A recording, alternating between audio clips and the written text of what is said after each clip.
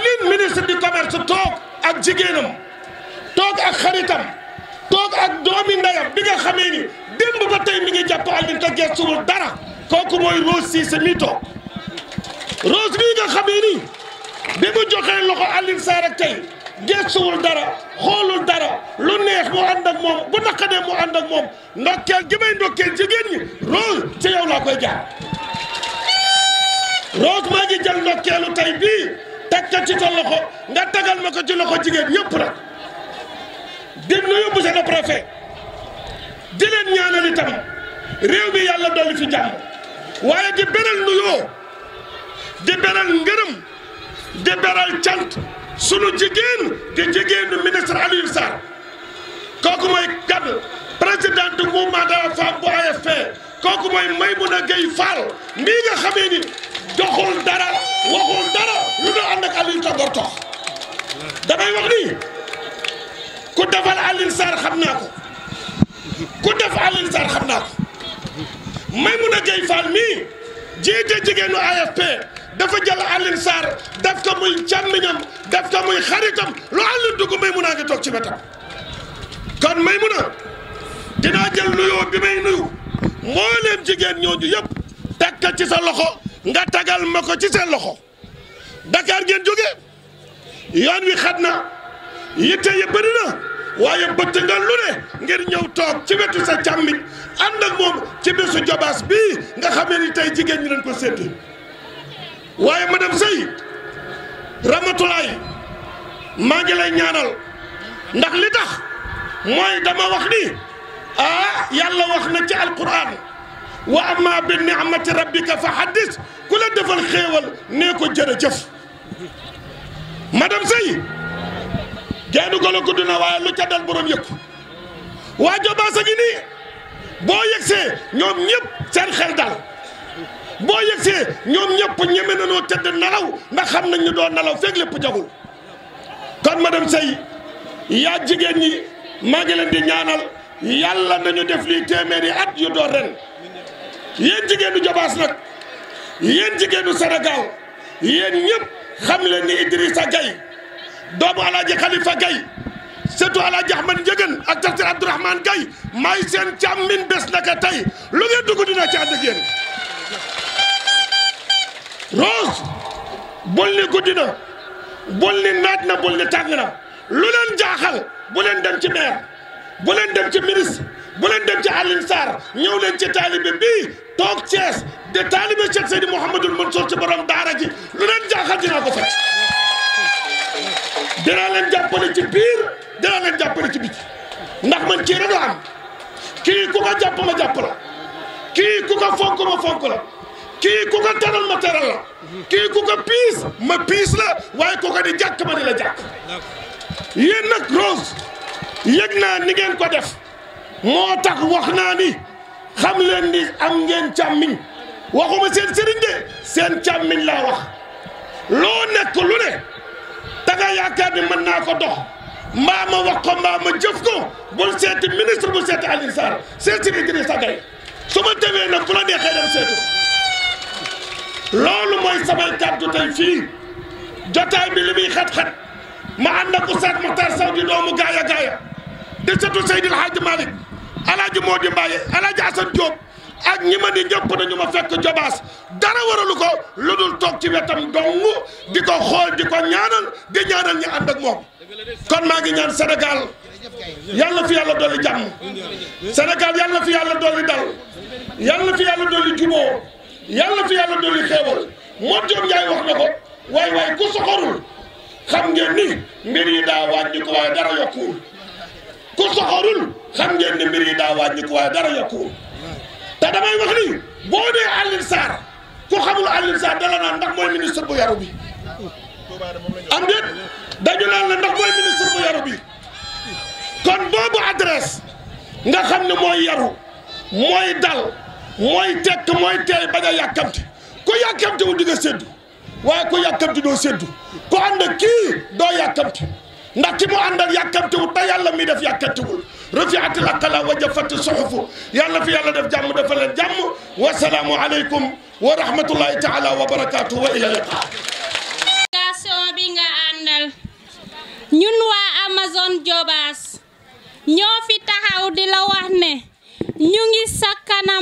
ñu ngi sa ginnaaw ñun rafetlu nañu liñ fi jot a def ñu ngi lay ñaanal yàlla nag bàyyi la ak yàlla li nga bëgg yaa ko xam ñu ngi lay ñaan yàlla yàlla matali li nga bëgg ñun nag Amazone yi ñu ngi yow ba pale ñu xëcc sees jox la nga toog ñun waa Amazone ñu ngi xaar ci yow ay formation gaa man defoon naa benn formation transformation léegi ñoo ngi xaar ci yow ñu mattali ko ñu mën a am yeneen yoo xamante ne dinañ ko mën a def séddale ko suñu yaay yi ñu dem ci gox-goxaat yi former leen ñu am ci loo xamante ne dinañ ci yëngatu. Monsieur le ministre bés bi tey dañ lay remercier rek ñu ngi lay jaajëfal suñu jaajëfal nag am na commencement mais amul fin. waa Amazone nag am na ñoo xamante ne ay étudiants lañu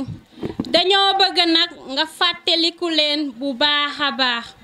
maa ngi leen di remercier yéen ñëpp merci. fii nga ko gën a fase 2004 ñu ñëw fii yendu ak yow keroog jooju da nga dénk Moustapha Niass magu dëkk bi da nga wax ba sarak mooy dal ci sa dënn kon loolu day dëgër ndax góor nga keroog jooju ba ma duggee seen biir kër di julli samay nopp dafa bees ci ay hommage yu la say mbokk defal kon nag yow lu baax loo ñu defal rek da nga ko jëkke fii ndax boo ko fi deful woon kon duñu saf waaye fii nga cosaanoo nga ponk ko di fi def lu baax kon boo ñëwee di ñu defal lu baax dañ koy gëm te loolu lañu gëm. Monsieur le ministre suñu camarade ça fait bientôt 20 ans que ñuy ànd ak yow amuñu lu ñu la meree sikkuñu la kenn sikku la jigéen ñaa ngi nii toog formation la ñu jóge tey bi ma leen ko waxee démb laa leen ko wax démb ñoom ñépp ñu ne ma kenn du fi des formation bi nañ ko reporté waaye bu subaa ci alxames doo ñu fi bàyyi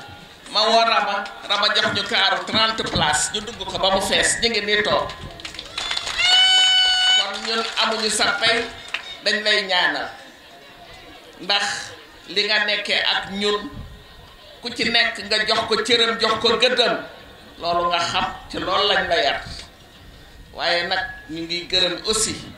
say collaborateur sa collaboratrice première mooy Rama Sey moom mi ngi suñu wet moom buñ ko gisee rek mën nañ la bañ a déranger loolu la collaborateur di jariñ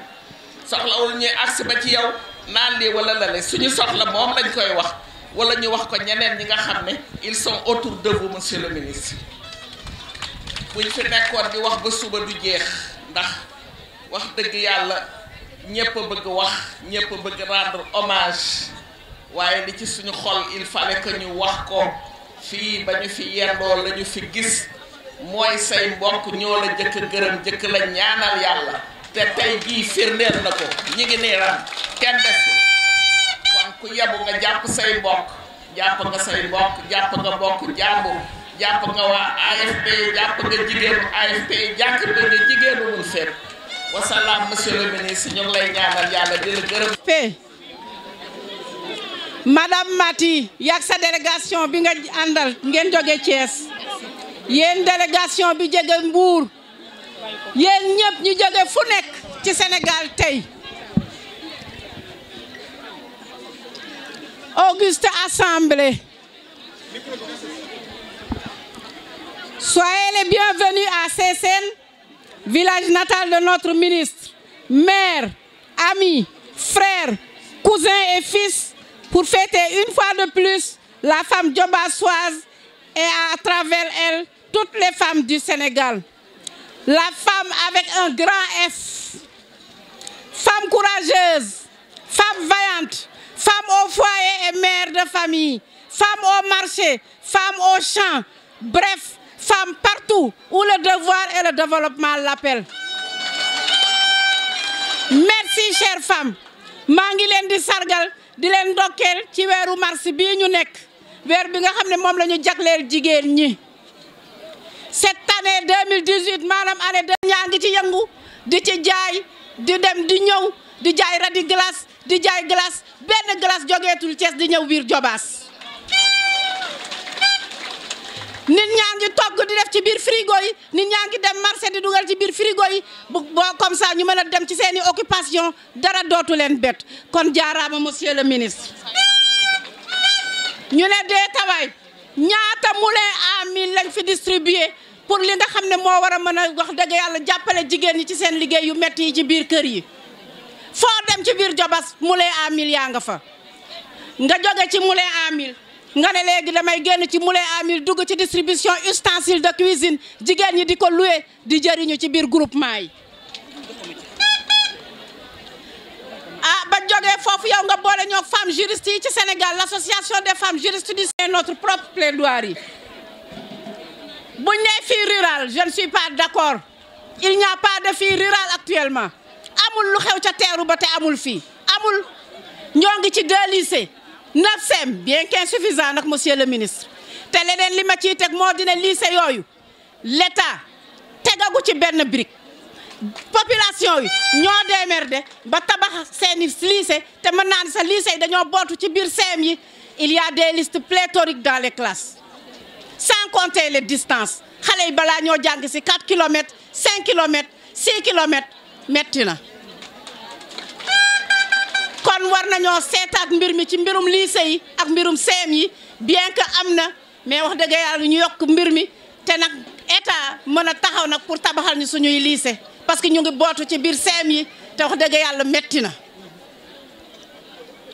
donc la fille rurale il n'y a pas de fille rurale vous êtes au même pied d'égalité que la fille urbaine bien logée bien nourrie bien habillée et bien chaussée. Il y a partout des écoles donc de la maternelle à la terminale yéen du ngeen génn seen penku ndey yi kon am ngeen chance et saisissez-la.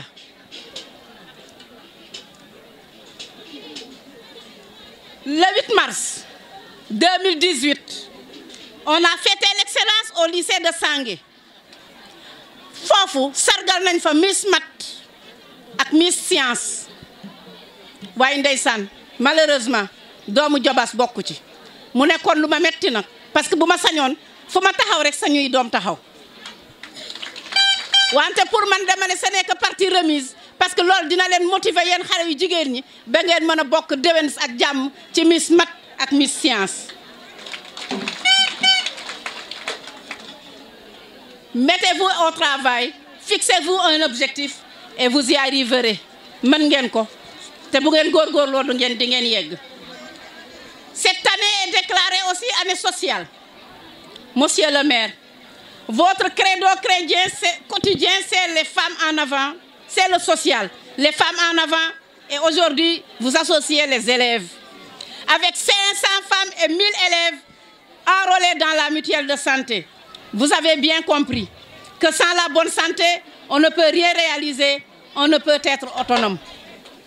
Merci pour votre vision, votre générosité et votre préoccupation du bien-être de votre population. Aujourd'hui, je lance 2 cris de cœur. dama am ñaar mbir yoo xam dañ maa metti ci sama biir xol ma bëggoon tey ma partager ko ak sama mbokk jigéen. Le mariage précoce des filles xale yi balaa ñoo yegg terminal ñu maye leen ñu sëy ba pare ñun ñu bëgg ay doom yu jigéen yu mel ni Alioune Sarr ñu nekk ministre ñu nekk docteur ñu nekk sage-femme ñu nekk leneen ak leneen ñu mën a accéder dans les plus hautes instances de l'État te duñu yegg terminal kon fu ñu jëm.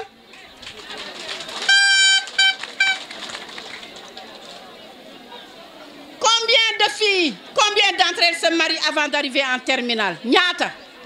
kenn mënul wàññi ñaata lañu. Deuxième cri de cœur bi may def lan la ñuy def pour wàññi ce gaspillage ci cérémonie familiale yi.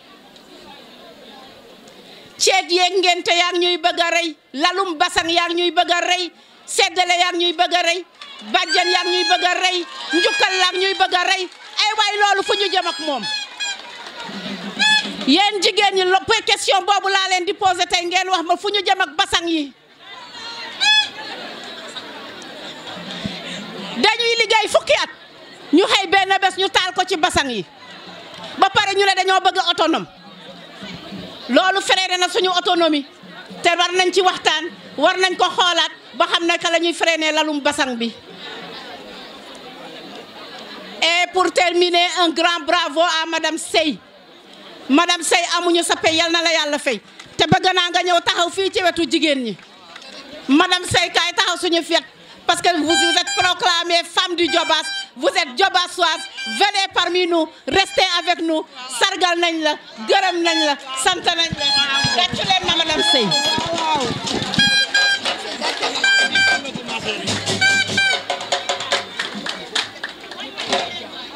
jigéenu jigéenu Seeseen góoru Seeseen jeune Seeseen sant nañ leen nda gis nañ ne coono bi metti na mais yéen a ngi koy dékku at mu jot yal na leen yàlla fay yal na leen yàlla jàppale wasalaam. gannaaw bi ma nuyoo sànni kàddu ci nasaraan pour la presse ensuite ma waxtaan tuuti ak sunu jigéenu jàmbare yi. Monsieur le sous-préfet yow mi fi nekkal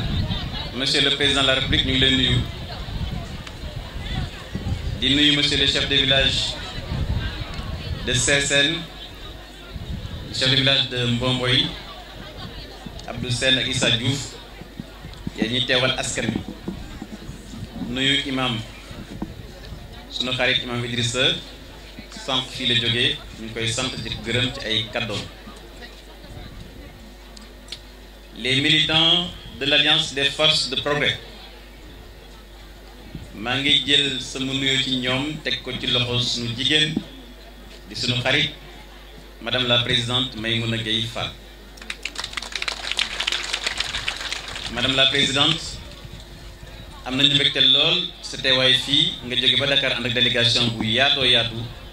ñoo bokk ñun bés bi ñu ngi lay yóbbante sunu cant ak sunu ngërëm auprès de notre ami notre leader le président Moustapha Niasse secrétaire général de l'AFP. wax nga dëgg fii yendu nañu fi ak président Moustapha Niasse en 2004 nga ànd ca kon sa teewaay fii du lu bees jërëjëf madame la présidente su ma la nuyoo rek nuyu naa tous les responsables de l'AFP ici présents waa Tivaouane waa Mbour waa commune de Thiès waa département de Thiès waa Dakar yàlla xam na ne ñoom ñi ñëpp amul kenn ku ma ko ci wax dañ ko dégg rek sol seen dàll ñëw nit nag nee nañ bu la teralee tëral na la kon bëgguma lim ñëpp waaye madame la présidente nanga ma eggalee cant googu auprès de tous les responsables sama diggante ak yow nag dina gudd lool pour ma toog wax fii ci sa baax ci sa conseil waaye aussi ci sa yëg kon jërëjëf di nuyu madame Rose Ciss présidente de la section Mounfep de l'AFP ici dans le Diobass. Rose ñu ngi lay féliciter ci organisation bi man organisation bi lii laa ci am ñëw midi toog mais ça fait plusieurs mois ñoom ñooy organiser wu taxawal seen ay commission di liggéey guddi di liggéey bëccëg ba lii am tey ngeen ànd ci ak seen jigéen madame Sey Rama ñu ngi lay ndokkeel jigéen ñi ne ñu léegi ci jigéenu Diobass si nga bokk xaw ma nag nooy def waa Ndande ak waa Plateau di nuyu jigéen ñi tey moom jigéen ñi seen bés la yéen a ko moom te wane ngeen ne li ngeen moom da ngeen koy wone bu baax a baax xool leen jeetaay bi nu mu tëdd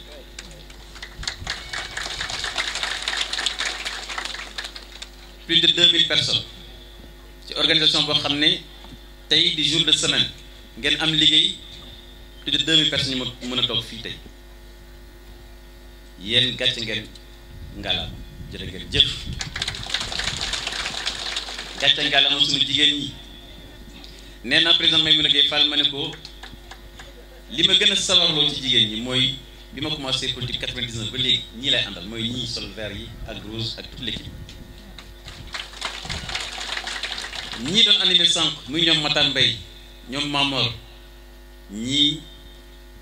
la ñu àndaloon en 2009 di wut commune conseil rural loolu ba léegi dara changé wu ci loolu waral nag saa ñu toog ak yéen comme ni ko agence di waxee yaram day daw lii coloré la te coloré dafa bokk jikko yoo xam ne dafa baax sooy def politique mais naa ci daaneel samay kaddu ñetti ponc yoo xam ne jàpp naa ku yëngatu ci politique wala ku ci mën a bàyyi xel dama ne gannaaw bi ñu defee hymne national ñu ngi jaale njiitu réew mi le président Macky Sall suite à l'accident d'hélicoptère intervenu cette nuit di sunu ay doom yoo xam ne ñu ngi ñaan yàlla teeru li ñu demandé di wax ne réew mi ñun ñëpp a ko bokk te lu mel ni su amee bu dalee kenn rek Sénégal yëpp la dal kon ñu ñaanal leen ku nekk fi nga toog diina bi nga jàpp islam def leen fatiha salatul fatiha ixlaas ñaanal leen yàlla teelul yërmande sunu mbokk chrétien yi ñaan ci yàlla teelul yërmande ku nekk na nga def ñaan fi nga toog ñu dallu ndax Sénégal lépp la concerne bismillah dañu war a enrôler ay xale ak ay jigéen ci CMU madame Rose Ciss fàttali ma nombre bi ñaata lañu ak ñi ñuy war a woo ñu ñëw symboliquement ñu enrôler leen au niveau de la CMU kon war nañu dugal ci CMU juróomi téeméeri jigéen ak junniy élèves pour ñu wutal leen assurance maladie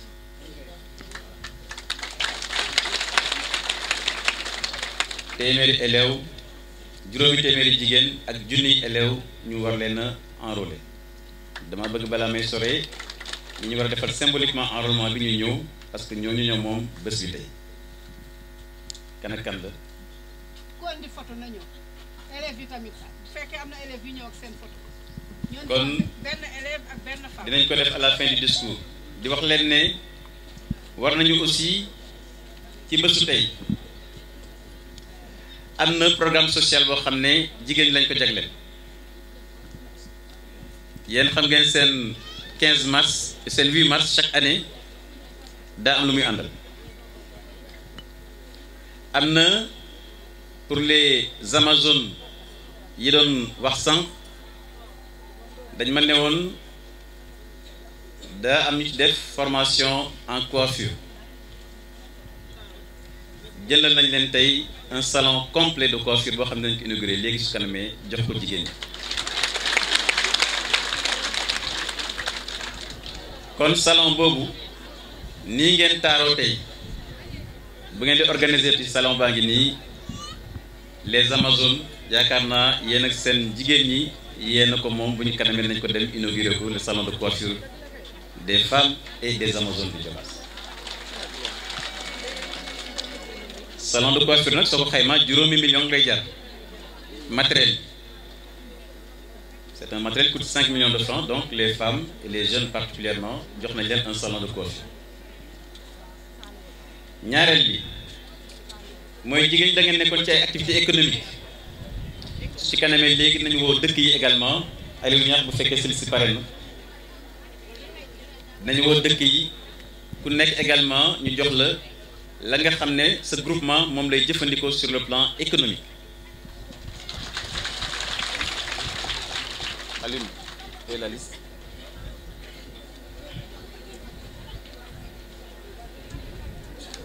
parce que tey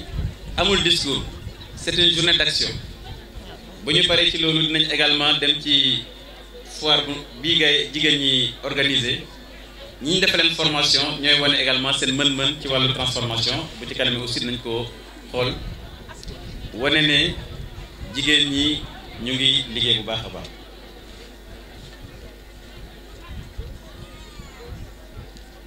kon su ci kanamee léegi effectivement li ci topp mooy am na ay boutique magasin comme yu war a démarrer te ma doon nekk ñaar fukk dans la commune su ngeen xoolee matériel bële ñu teg fële muy ceeb bi muy dëwlin bi c'est pour les boutiques yi nga xam ne war nañu commencer à Sange à Babak à Taten à Anen mooy dëkk yi ngeen waroon yëpp muy ñaar fukki dëkk seen boutique koom-koom bu ngeen dem yóbbaale seen matériel mu ngi nii tey chaise yële ngeen gis mu taxaw fële c'est 300 chaises de bu toog de 300 chaises yu ñuy jënd la parce que daa am groupement jigéen yu ko soxla woon pour di ko def en location ce sont les villages de Péléo de Thiéwo et de Nafar ku ci nekk dañu jox 100 chaises jox la marmite jox la série ay plateau pour seen groupement di ci liggéey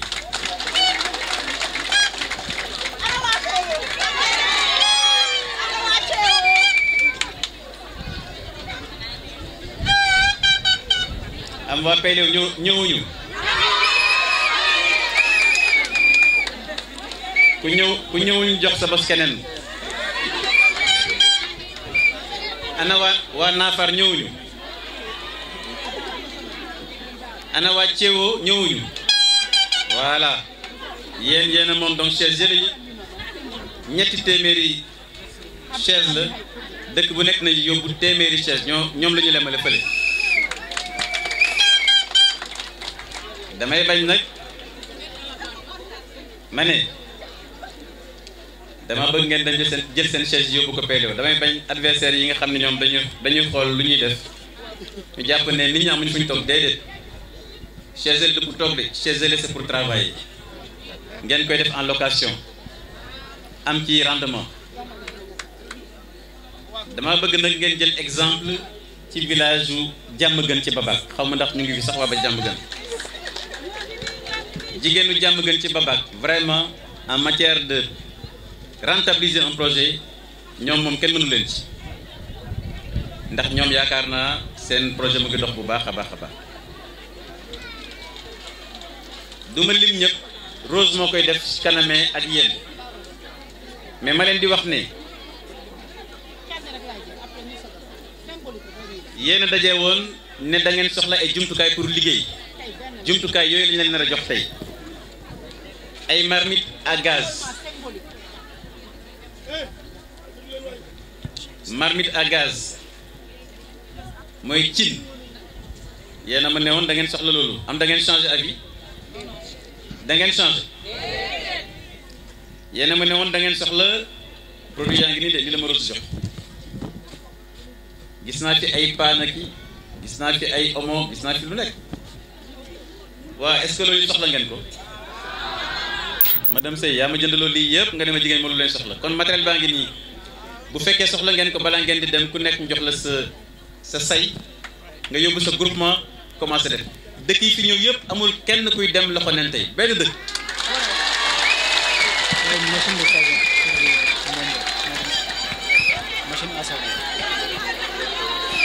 amul kenn juróom benn fukki dëkk ak ñaar yi fi nekk yëpp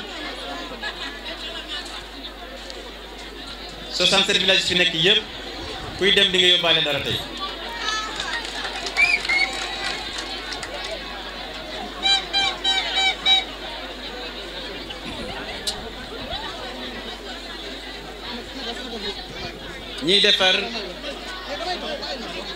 ñiy defar saabu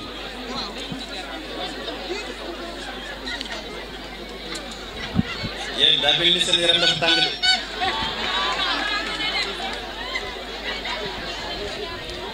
ñiy defar saabu xam leen ne également machines yi defar saabu am na ñu ci jënd également pour jox leen ko ndax yéen a ko laajoon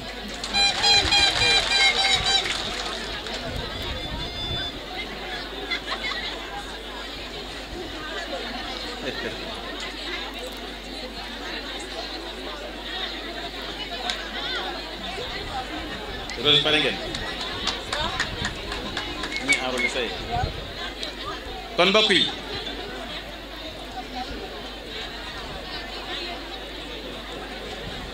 lii la waroon mujj de li ma wax ne la waroon mujj ñii moom kenn mëntu leen téye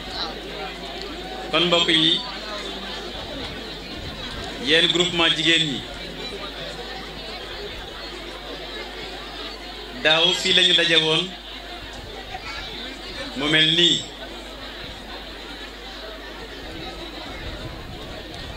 ren ñu continuer ko yàlla dogal mu melat nii nee na sañ ma njëlbeen wax mooy ne juróomi téeméeru jigéen maanaam 500 femmes seront enrôlées dans la CMU et 1000 élèves seront enrôlés dans la CMU kon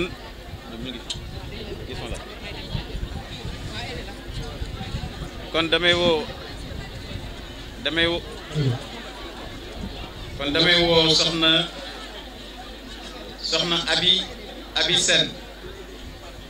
Abi Sène kay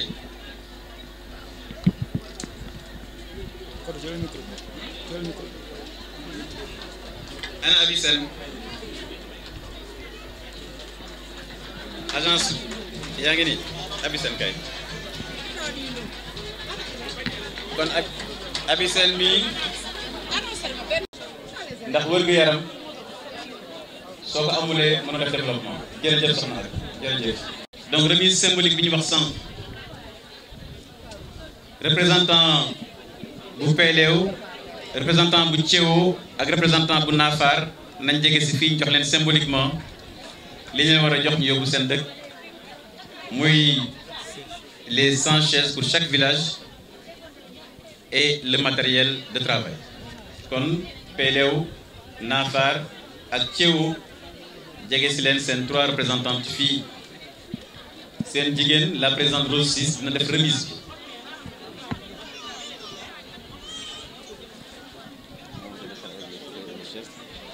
kon nous sommes réunis ce matin ici dans la commune de Notto Diobass pour ensemble célébrer la journée du 8 mars ici dans la commune de Notto Diobass, journée du 8 mars que nous célébrons depuis plus d'une dizaine d'années. La journée du 8 mars est dédiée à la femme. Nous la dédions à la femme sénégalaise brave, la femme sénégalaise mère au foyer, la femme sénégalaise responsable de famille, la femme sénégalaise éducatrice. Elles sont dans les champs, elles sont dans les boutiques, elles sont dans les groupements, elles sont dans les marchés, elles sont dans les plages. Ces braves femmes qui font la croissance économique du Sénégal. Nous les célébrons aujourd'hui dans le Diobass et c'est pour nous l'occasion d'exprimer notre fierté pour la femme sénégalaise, mère, sœur, épouse. Ces braves femmes avec qui nous cheminons sur le plan politique depuis plus de 19 ans. Elles sont là, certaines sont en vert, d'autres en blanc. Elles n'ont jamais abdiqué. Elles ont fait sienne la version du philosophe qui disait que la politique, c'est un art au service des populations autour d'un idéal à travers des réalisations. Autrement dit, l'action politique, c'est être au service des populations. L'action politique, c'est être chevillé au corps autour de valeurs cardinales qui structurent la nation. L'action politique, c'est également des actions concrètes pour les populations. Donc, ces trois choses, ces trois éléments, ces trois principes fondamentaux de la politique, qui sont le fait d'être au service des autres. Deuxième élément, être armé de valeurs. Troisième élément, réaliser pour les populations. Ces trois éléments sont fondamentaux pour l'action politique. Être au service des populations, on n'a pas besoin de développer. Mais les valeurs de l'action politique, nous avons besoin d'en rappeler quelques-uns ou quelques-unes. Quelques-uns de ces principes ou quelques-unes de ces valeurs. Aimer son pays. Tout à l'heure, nous avons écouté l'hymne national avec monsieur le sous-préfet, qui symbolise l'État, qui incarne l'unité nationale. Chaque Sénégalaise et chaque Sénégalais doit le respect maximal aux institutions et aux symboles de la République. Le drapeau, l'hymne national, ce sont les symboles sacrés de la République. L'école. Nous avons prévu cette année, aujourd'hui, d'enrôler 1000 élèves dans la couverture maladie universelle. Puisque nous fondons l'espoir que c'est dans le capital humain qu'une nation se construit, mais également c'est dans le capital humain qu'une nation peut disparaître. Donc pour nous, la qualité du capital humain est essentielle et la santé de l'enfant élève est pour nous cruciale. C'est la raison pour laquelle, avec le directeur général de la CMU, nous avons prévu d'enrôler 1000 élèves dans la commune de Notto Diobass.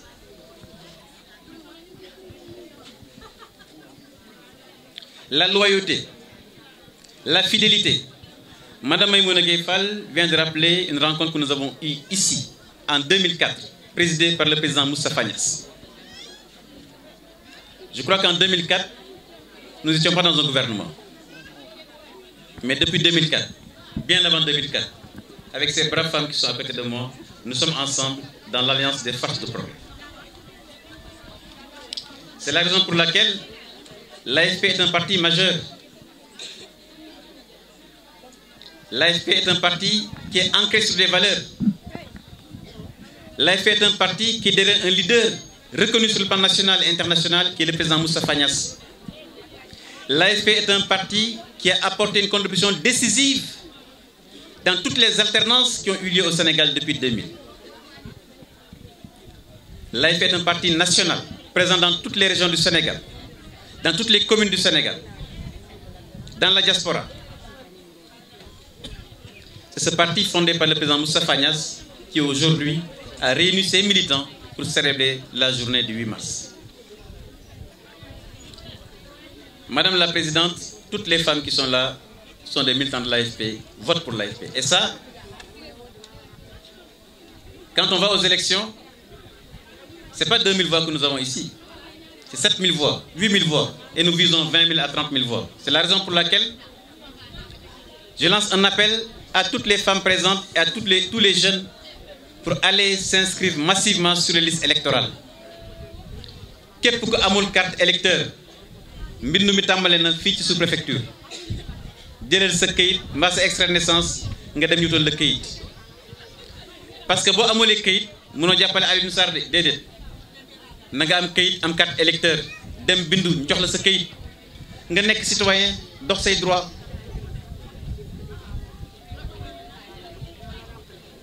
Enfin, parmi les valeurs, c'est la bonne gouvernance. Par la grâce de Dieu, le Sénégal a découvert d'immenses réserves de gaz et de pétrole. L'AFP et le secrétaire général Moustapha Niasse, à l'image du président Macky Sall, en appellent à une bonne gouvernance et une bonne gestion de ces ressources naturelles, que nous puissions penser aux générations actuelles, mais également penser aux générations futures.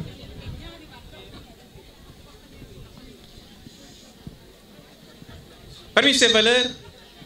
c'est promouvoir ce que nous faisons de mieux au Sénégal. C'est la raison pour laquelle je profite pour cette occasion de féliciter les acteurs industriels de l'huilerie, les artisans autour de la Rasiat qui font la transformation d'huile brute, les importateurs commerçants d'huile au Sénégal, les services du ministère de l'Agriculture et du ministère du Commerce qui, il y a quelques jours, sont parvenus à un accord sur la transformation de plus de 600 000 tonnes d'arachide au Sénégal, équivalent à 200 000 tonnes d'huile raffinée d'arachide au Sénégal.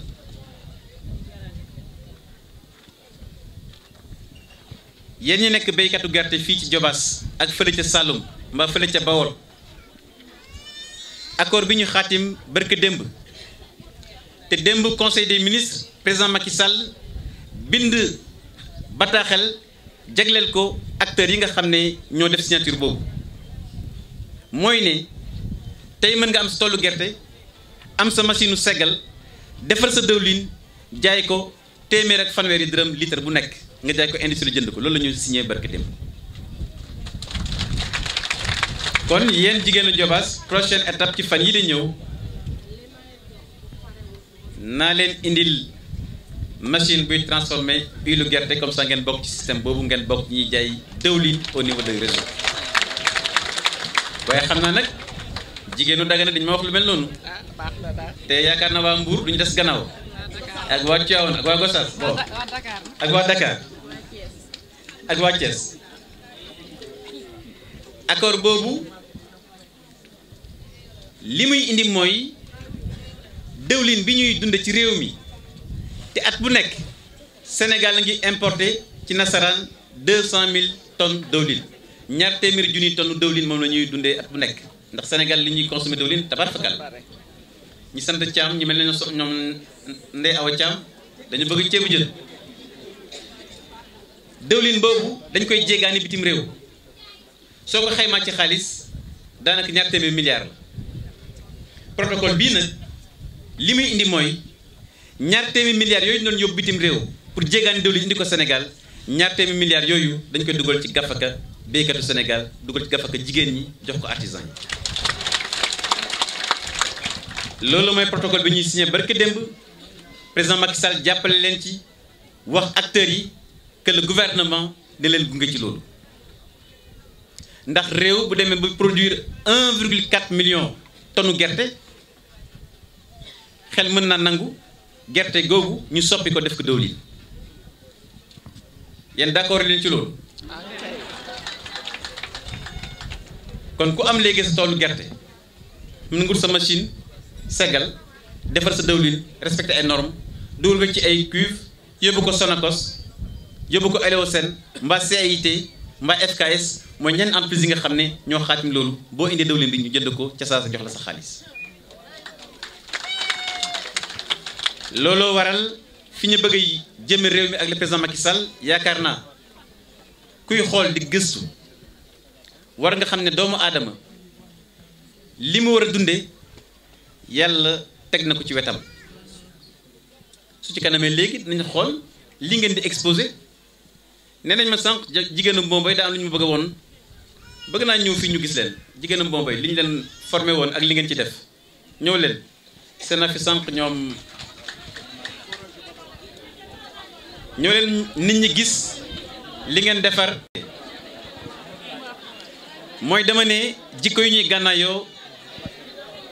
fonk li ngay defar sa réew ci la bokk enfin ci li may daanale mooy troisième principe ndax dama ne être au service des populations ñaareel bi être armé de valeurs qui structurent la nation comme le patriotisme mais ñetteel bi mooy les actions et les réalisations may la ñu tuuti rek waaw waaw je voudrais donc lancer un appel à tous les acteurs pour qu'ils soient tous engagés dans sa réalisation et dans sa mise en œuvre. Sur les actions dans la commune, je pense que j'en dirai pas plus,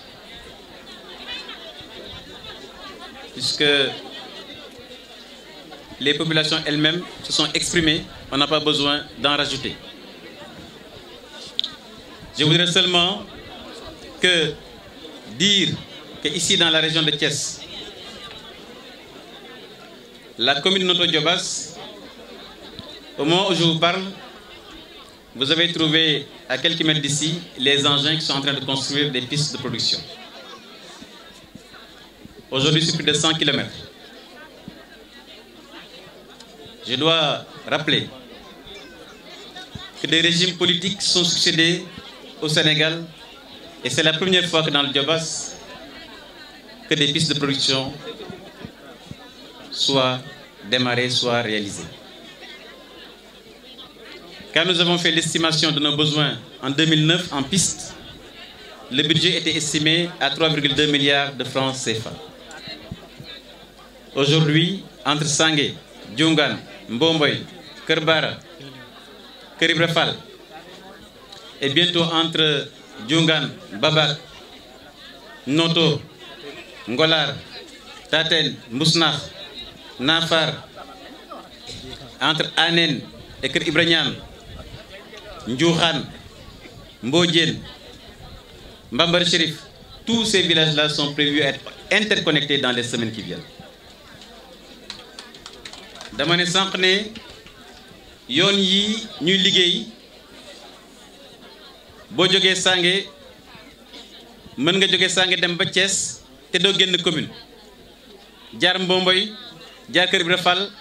jaar Kër Baara Kër Baara Pël jaar Kër Baara Wolof sur des pistes de production loolu am na am amul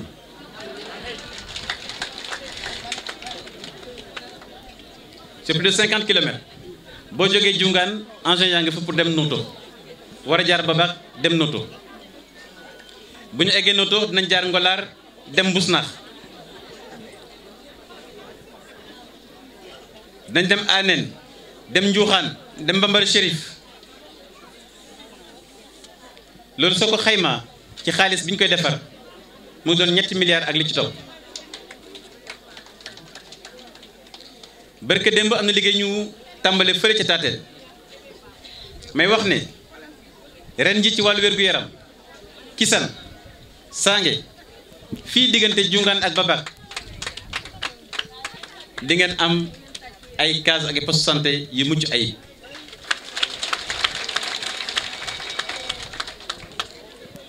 am na yoo xam ne sax duma ci egg tey loolu li muy wane rek mooy dama ne sànq politique ñetti pàcc la nekk taalibe askan wi mooy pàcc bi njëkk ñaareeli pàcc bi mooy nga gànnaayoo ay jikko am yar am teggin respecté ku la mag dama ne politique dafa laaj yar ak teggin respecté ku la mag noo nekk xale amoo expérience wane woo lenn ñëw di patam patamit di wax ju ñaaw soo gànnaayoo la ay jikko mënoo jiite nit ñi xale dañ koy yar waaye taxaw fële jël say doom sànni ci àll bi jël ay doomu jàmbur di leen yóbbante ñuy wax ju ñaaw loolu nit ku baax du ko def nit ku baax du def loolu Diobass nag ku ko bëgg a yor da ngay gànnaayoo ay jikko ndax kat ñi ko sos dëkk fi dëkk yi lañ jóge woon dem première guerre mondiale 14-18 kër gi am na ñu fi jóge kër gi am na ñu fi jóge def 39-45 def la guerre d'Indochine la guerre du Vietnam jóge nañu fii dem xeexi jaay seen bakkan pour des principes de liberté des peuples yoo xam ne du woon sax Afrique waaye ay dëkku jàmbur kon ñooñu tey bu ñu nekkee seen meññ war nañu gànnaayu jikko yoo xam ni fële ñu tëdd bu ñu déggee duñu rus loolu maa ngi koy dénkaane à la jeunesse les jeunes bu leen jàpp ne Facebook ak Twitter ak Snapchat ak WhatsApp yor sa clavier rek def la neex jàpp ne yaa ci nekk nit nag boo defee lu baax sa bopp boo defee sa fan sa kaw lay këpp nekk ci internet di Facebook mbaa ci YouTube di saaga nit ñi jàpp ne ngóora la jàpp ne njàmbaar la ma ne kuy wër di saaga kooku mérité wul ñu koy tàccu Sénégal jikkawuñu loolu yéen jigéen ñi yéen a yar yéen a yaay yéen a éduqué nañ insister ci éducation xale yi nañ insister ci yar xale parce que boo amul éducation amoo yar amul lenn loo mën a réussir ci àdduna bi yar ak teggin nag du faiblesse de déedéet yar ak teggin mooy xam la war a def xam la warta def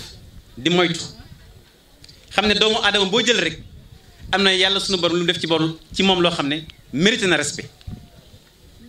même sa adversaire loolu waral bés la boo xam ne tey maa ngi également nuyu ñi nekkul AFP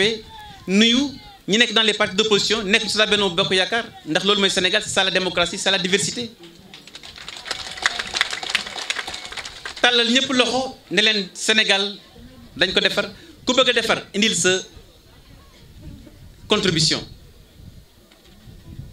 waaye booy ñëw ci kër nag da ngay jaar ci buntu ba waa Taateen wax naa leen ko barki démb kuy ñëw Taateen jaaral kër chef de village li nga bëgg bu fekkee chef de village du moo koy mën